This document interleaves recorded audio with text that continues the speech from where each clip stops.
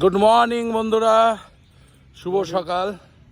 তো যাই হোক, আজকে ইয়ং জেনারেশনের জন্য একটু কথা বলছি, যেটা হচ্ছে আমাদের বেতায় যারা ইয়ং জেনারেশন আছো তারা তো সবাই শুভেন্দুকে চেনো, ঠিক আছে, যে কোচিং করায়, ঠিক আছে।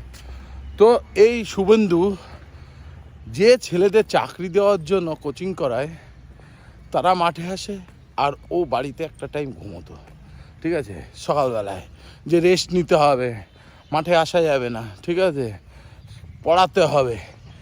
এখন ওর এমন একটা টাইমে যা একটু বয়স বেড়ে গেছে, তো এখনও বুঝতে পারছে যে না, আমার ওষুধই হচ্ছে মাঠ, ঠিক আছে।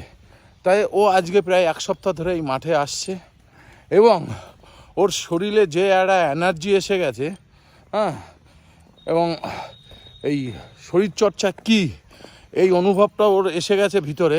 এর জন্য ও আমাকে বলছে, দাদা আমি রোজ দিন মাঠে আসবো আর এই মাঠ আমি আর কখনো ছাড়বো না, ঠিক আছে। তা আমি তোমাদের প্রত্যেকজনকেই বলবো যে তোমরা এই যে সকালবেলায় যারা কম্বলের তলায় ঘুমিয়ে আছো তারা অন্তত সকালবেলায় উঠে মাঠে একটু এক্সারসাইজ করো, ব্যায়াম করো, দেখো শরীর একদম ফিট হতে বাধ্য, ঠিক আছে, হতেই হবে। আর শুভেন্দু তালুকদার কোচিং সেন্টার সবাই নাম শুনেছ, এবং সেই কোচিং সেন্টার থেকে অনেকেই চাকরি পেয়েছে ফৌজি লাইনে, এবারও পেয়েছে। কিন্তু দেখো সেই সব ছেলেরা মাঠ প্র্যাকটিস করে কিন্তু চাকরি পাচ্ছে, তারপরে কোচিং করে। আর শুভেন্দু তাদের কোচিং করানোর পরে ও আর মাঠটা করে না, ঠিক আছে।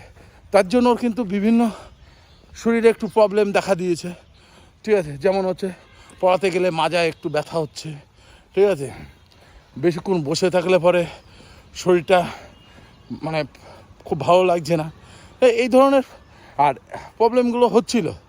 এখনও এই এক সপ্তাহ মাঠে এসে এখন ওর ওই সব প্রবলেম তো কোথায় চলে গেছে ও নিজেও জানে না, ঠিক আছে। এবং ওর বক্তব্য হচ্ছে এখন থেকে আমার মাঠই ওষুধ রেগুলার।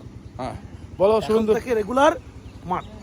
হ্যাঁ, সবাইকে বলবো, হ্যাঁ, সকালবেলায় ভোরবেলায় সবাই ফিজিক্যাল এক্সারসাইজ করে। আর আমি অনুপ্রাণিত হয়েছি দেওয়ার কাছ থেকে এবং সত্যি ভালো আছি। ওকে বন্ধুরা, বাই বাই, টাটা।